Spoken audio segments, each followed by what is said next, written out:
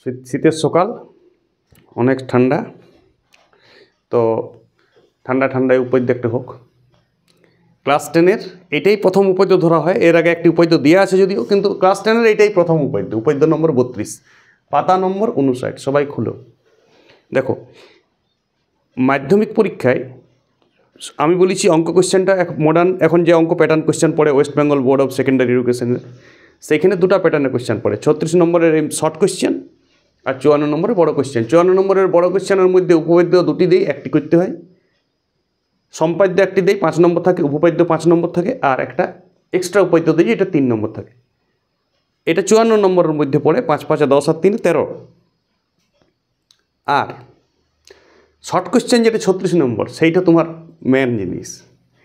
ওইখানে তোমার জ্যামিতি প্রায় 12 নম্বরের পড়ে, জ্যামিতির শর্ট কোশ্চেন, যেটা SAQ এবং MCQ মডেলে শূন্যস্থান পূরণ, ড্যাশ পূরণ, বিভিন্ন প্যাটার্নে দেবে, সত্য মিথ্যা লেখা করে দেখাইতে হবে। আমি এর আগে ABT এটিসপারের শর্ট কোশ্চেন সবাই দিচ্ছি, যারা যারা দেখছো তারা উপকৃত গ্যারেন্টি হবে। তো আজকে আমি উপপাদ্য এবার 5 নম্বরেরটা করব, যেটা 5 নম্বরের উপপাদ্য। দেখো, এই 5 নম্বরের উপপাদ্যর কথাটির থেকেই তোমার শর্ট কোশ্চেনটা MCQ SAQ এগুলা করতে পারবে যখন তুমি উপপাদ্যটা বুঝবে। উপপাদ্যটা বুঝে বুঝে করা খুব প্রয়োজন আছে, এবং উপপাদ্যের কথাটি মনে রাখা খুব প্রয়োজন। 8 থেকে উপপাদ্য শুরু হয়েছে, বিপ্রতিপকোণ পরস্পর সমান। এইটাও এখন কাজে লাগে, বিপ্রতিপকোণ দিয়েও আমি অনেক প্রমাণ করি। 9-এ কত উপপাদ্য আছে, লম্ব সমদ্বিখণ্ডক সমবিন্দু সামান্তরিকের উপপাদ্য। 10-এ শুরু হয়ে গেল বৃত্তের উপপাদ্য। এটা আমার ক্লাস 10-এর প্রথম উপপাদ্য করাচ্ছে, এটা তোমরা প্রথম ধরবে। এর আগে একটি উপপাদ্য দিয়েছি, এটা কোনো সিরিয়াস উপপাদ্য নয়, এটাই সিরিয়াস উপপাদ্য। উপপাদ্যের কথাটি মাথায় রাখতে হবে, প্রমাণটা তো করতেই হবে, স্বীকার তো করতেই হবে। কোন উপপাদ্যের পরীক্ষায় পড়বে সেটা পরের কথা, সেটা আমি সাজেশন দেবো পরের পরীক্ষায়। যারা উপপাদ্য, কিন্তু কথাটা সবাইকে মনে রাখতে হবে, এইটা সাজেশন নয় যে তুমি নাইলে SAQ MCQ যাবে সব। উপপাদ্যের কথাটা শব্দেই কাজে দিবে। উপপাদ্যের কথাটা, যে কথাটা আমি উপপাদ্য পরীক্ষায় কোশ্চেন দেওয়া থাকি, যেটা সেই কথাটা মাথায় লোড থাকবে সবাই, তবেই তুমি ওইটার সাহায্যে MCQ SAQ করতে পারবে। বুঝতে পারছো নিশ্চয়ই আমি কি বলতে চাইছি? তাই উপপাদ্যের কথাটি মনে রাখতে হবে। 8 থেকে বিপ্রতিপকোণগুলি সমান থেকে শুরু করে 10-এর পিথাগোরাস তর্ক, ত্রিভুজের তিনটি বাহু যদি থাকে, একটা বাহুর বর্গ আর একটা বাহুর যদি বর্গ হয়, তাহলে বড় বাহুটা যদি বর্গ হয় তাহলে ত্রিভুজটা সমকোণী হবে, পিথাগোরাসের বিপরীত উপপাদ্য। প্রত্যেকটা কথা তোমাকে মনে রাখতে হবে। শুরু করছি এখন। উপপাদ্য নম্বর 32, পাতা নম্বর 59, West Bengal board of secondary এডুকেশনের বইটা খুলবে, পাতা 59 বের করবে। কথা আমি লিখব, প্রমাণ আমি করব, আমার সাথে সাথে তোমরাও করতে পারো। পুরা ঘরোয়া ভাষায়, সাবলীল ভাষায় তোমার সাথে টাচ থাকবে উপপাদ্যের। তো উপপাদ্যটা শুরু করব, তারপর আমরা এর জন্য লেসন আছে কোষে দেখি 3.3। সেই 3.3টা উপপাদ্য করার পর 3.2 কোষে দেখি 3.2, পাতা নম্বর 65।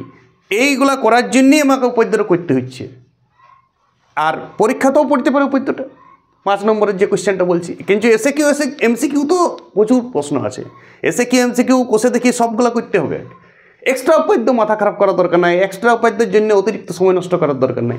এক্সট্রা উপপাদ্য থেকেও গুণকারী জিনিস হচ্ছে SAQ MCQ, যেটা MCQ প্যাটার্নে 36 নম্বরে যেটা পড়বে। আরে ওইটা 12 নম্বর পড়বে, একটা এক্সট্রা উপপাদ্য তো 3 নম্বর থাকে। এক্সট্রা উপপাদ্যের পেছনে দৌড়াই কী হবে? আমি 4টা বলবো, একটা কমন পড়বে। আর ফিউচারে কোথাও এক্সট্রা উপপাদ্য নাই, কোথাও কাজে দেবে নাই। অঙ্ক এখানেই শেষ উপপাদ্য। জ্যামিতি উইয়ার পর তো ক্যালকুলাস, অধিবৃত্ত, পরিবৃত্ত এইচএসের পড়বে। এইচএসের ক্লাস আমি দিই ইউটিউবে অঙ্কের। কোথায় কাজে দেবে তোমার এক্সট্রা উপপাদ্য? কে বুঝাচ্ছে তোমাকে এইসব?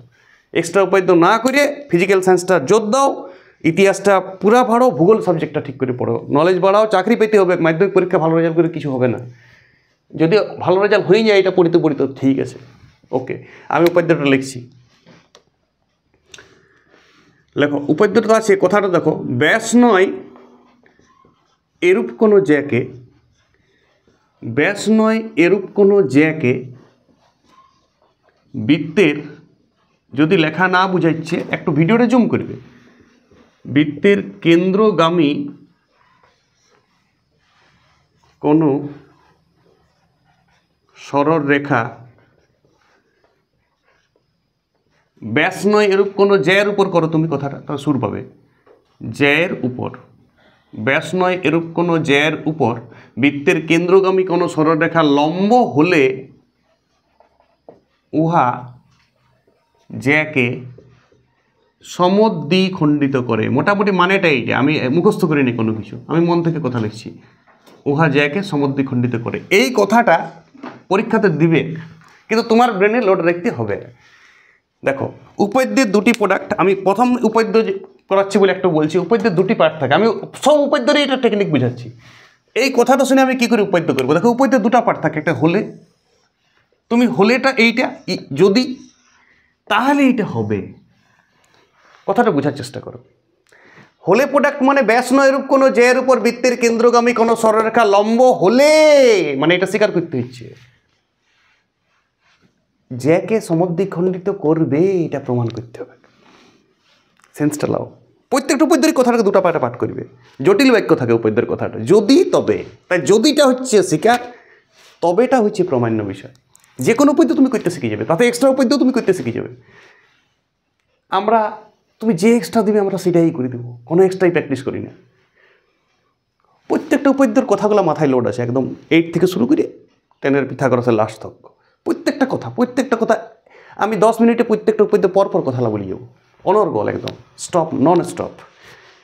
মুখস্থ করেছি কি? মুখস্থটি একমাত্র আমার দ্বারা হয় না, ওইটি পারি না, বাকি সব পারি। মুখস্থ করিনি, মিশে গেছে, সব মিশে গেছে, ফ্লুয়েন্সি চলে এসছে গলায়। তাহলে ব্যাস নয় এরূপ কোনো জ্যাকে বৃত্তের কেন্দ্রগামী কোনো সরলরেখা লম্ব হলে, এর উপর বৃত্তের কেন্দ্রগামী কোনো সরলরেখা যদি লম্ব হয়, তাহলে ওয়া জ্যাকে সমদ্বিখণ্ডিত করে। ক্লিয়ার উপপাদ্য। দেখো একটা বৃত্তের ছবি আঁকো, দেখো চিত্রটা, এটা তুমি পেন্সিল স্কেলে করবে, সবাই পছন্দ করে, ঠিক আছে? পেন্সিল স্কেলে কেন উপপাদ্য করে আমি তার কারণ জানি না, সবাই পছন্দ করে, বাস। এইটা বৃত্তের কেন্দ্র। উপপাদ্যের ছবিটা একদম কম্পাস দিয়ে করার দরকার নেই, কলমে করলেও চলবে। উপপাদ্যের ছবিটা সিরিয়াস নয়, সম্পাদ্যের ছবিটা সিরিয়াস। উপপাদ্যের ছবিটা আমি যদি বলে দিই শিকার এইটা এই, তাহলে রেজিস্ট্রি হয়ে গেল কথাটা। শিকার হচ্ছে ছবিটাকে রেজিস্ট্রি। স্বীকার কার করি, আবার বলি স্বীকার কার করি, স্বীকার তো মানিয়ে নেওয়া, স্বীকার মানে মেনে নেওয়া, তো কাকে মানিয়ে নিই? ছবিটাকে মানিয়ে নিচ্ছি যে এটা এই। তাহলে এটা ও কেন্দ্র বৃত্তের এবি একটা ব্যাস নয় যে, দেখো ব্যাস নয় যে মানে বুঝতে পারছো, ব্যাসকেও যে ধরা হয়। তুমি যদি দেখো এই কথাটা যদি না দিত যে ব্যাস নয় এরূপ কোনো যে, তাহলে তোমার অনেক স্টুডেন্ট আছে ব্যাসটাই একই দিতে চায়, আমাকে তো বলে নাই যে ব্যাসটা যে নয়, তাহলে এবারে কেন্দ্র থেকে কী করে লম্বটা নিবে? তোমার শরীরের কোনো বিন্দু থেকে শরীরের উপরেই লম্বটা নিতে পারবে, আর দূরের কোনো বিন্দু নেবে তবে তো শরীর তো লম্বটা নিবে। কথাটা বুঝতে পারছো? তো ব্যাসটাই যদি যে হয়ে যেত, সেই ব্যাস একই দিতে, ব্যাসও যে বৃত্তের বৃহত্তম যাকে ব্যাস বলে। সেই জন্য বই ক্লিয়ার করে দিয়েছি, যে অঙ্ক দিয়েছে সে একদম ক্লিনিক অল ক্লিয়ার বলেছি, ব্যাস নয় এরূপ যে আঁকো তুমি। তো আমি এই এবি যেটা তলে নিলাম, কেউ উপরে নিতে পারো, কিন্তু ডিজাইন তলে নিলেই ভালো। বৃত্তের কেন্দ্রগামী মানে কেন্দ্র থেকে কোনো সরলরেখা আসছে এবং জ্যায়ের উপর লম্ব, কথাটা বুঝতে পারছো? এই তথ্য হয়ে গেল, জ্যায়ের উপর লম্ব হলে হয়েছে লম্ব। ও কেন্দ্রীয় বৃত্ত এবি একটি জ্যা, কেমন জ্যা? ব্যাস নয় এরূপ জ্যা, ব্যাস নয় এরূপ জ্যা। ও থেকে এবির উপর লম্ব অঙ্কন করেছি ওডি, ও থেকে লম্ব অঙ্কন করতে বলেছি ওডি। ও কেন্দ্র বৃত্তে এবি ব্যাস নয় এরূপ যে, ও থেকে লম্ব অঙ্কন করতে বলেছি ওডি। প্রমাণ করতে হবে এই লম্বটা এবিকে সমদ্বিখণ্ডিত করতে হবে, অর্থাৎ এডি সমান বিডি হবে, এটা প্রমাণ করতে হবে। জ্যাকে সমদ্বিখণ্ডিত করে প্রমাণ করতে হবে, বাস। এর বেশি এখন ছবি আঁকার দরকার নাই, তুমি স্বীকার লিখবে। স্বীকার কী করবে? প্রথম পার্ট ধরি ও কেন্দ্রীয়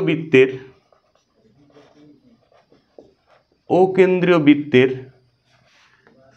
এবি, সরলরেখা উপরে দাগ দিতে, আর সরলরেখা বোঝাবার দরকার নেই, ব্যাস নয় এরূপ যে, মানে ব্যাস নয় এরূপ যে আমি ধরলাম। ও থেকে এবি এর উপর ওডি লম্ব অঙ্কন করিলাম। ও থেকে ওবির উপর ওডি লম্ব অঙ্কন করিলাম, মানে লম্বটা আমি শিকারে ধরে নিয়েছি। তার মানে তুমি বলেছ ওডি এ কোণ ওডিবি সমান 90 ডিগ্রি, এই দুটা কোণই 90 ডিগ্রি বটে, বুঝা গেল? প্রমাণ করতে কি হবে? প্রামাণ্য কি আছে বলো? প্রামাণ্য 2 নম্বর পার্ট ডি মানে ওডি এবিকে সমদ্বিখণ্ডিত করেছে, এই কথাটা প্রমাণ করতে হবে।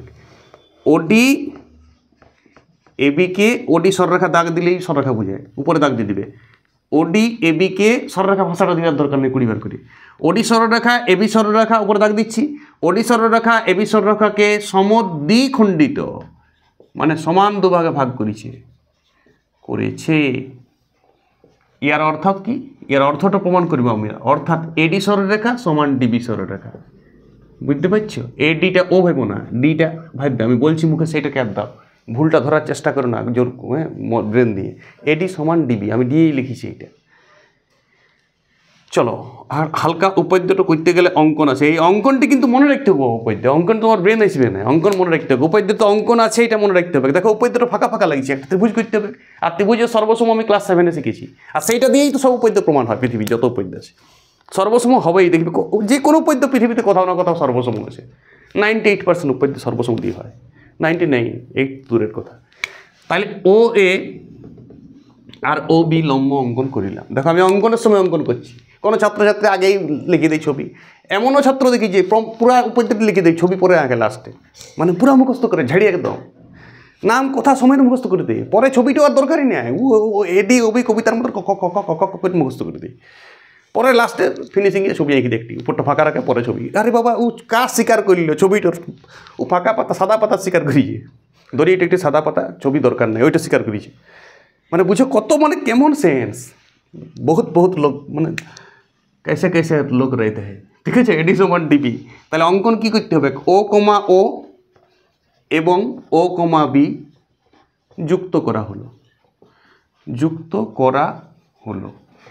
উপর দিকটা মুছবে এবারে শিকারটা। হ্যাঁ, উপর দিকটা তো প্রমাণ করবো। আল ছিলার প্রমাণ, বটে তো বাচ্চা ছিলার প্রমাণ। জীবনে প্রথম সর্বসময় এটাই করিছো তুমি।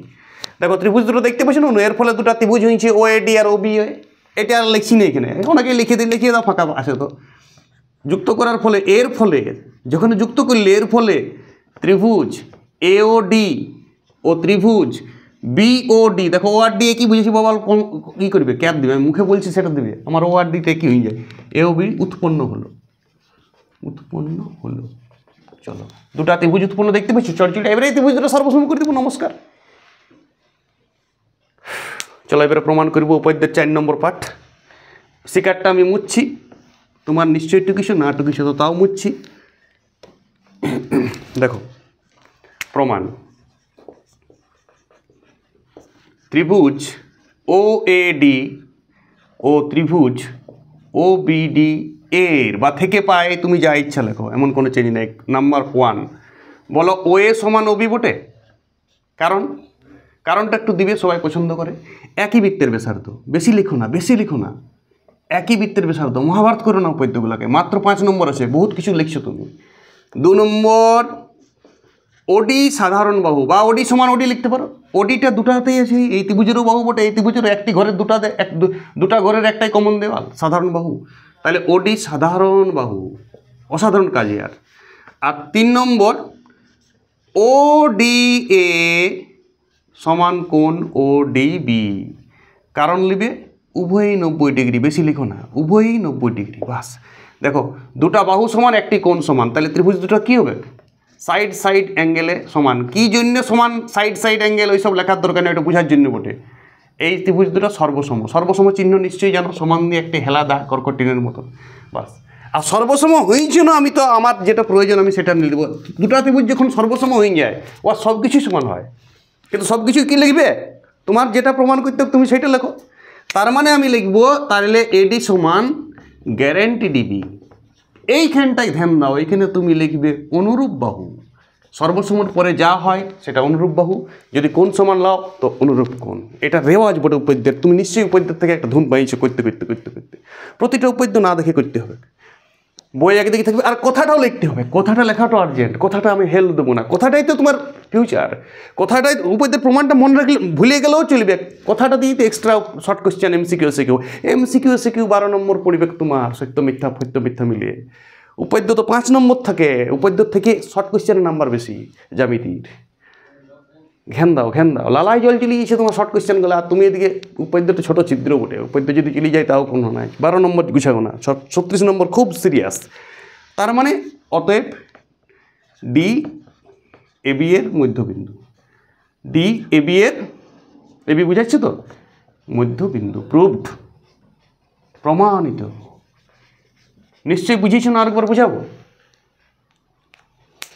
জীবনে বুঝাবো না আমি, ঘুরে ঘুরে দেখতে থাকো, আর না দেখে লেখো। আর যদি তাও না বুঝছো, তার মানে তোমার জন্য উপর পড়াশোনার এইসব নয়, অন্য কাজ করো, দেশে অন্য কাজ আছে।